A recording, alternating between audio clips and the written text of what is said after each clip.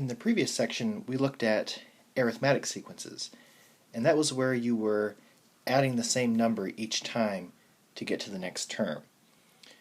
Now we're looking at geometric sequences, and these are sequences where the same number is being multiplied.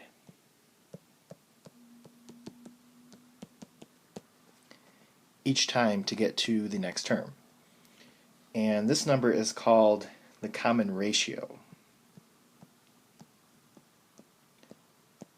So with arithmetic sequences, it was called the common difference. Now it's called the common ratio, and it's denoted with R. So it says the first four terms of a sequence are given. Can these terms be the terms of a geometric sequence? And if so, find the common ratio.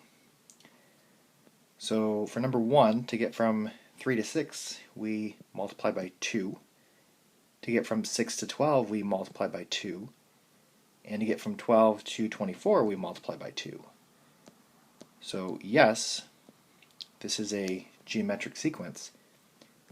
And my common ratio is 2, because that's what I'm multiplying by each time. In number 2, to get from 2 to 8, I multiply by 4. To get from 8 to 32, I multiply by 4. To get from 32 to 34, that's definitely not multiplying by 4. So no, this is not a geometric sequence.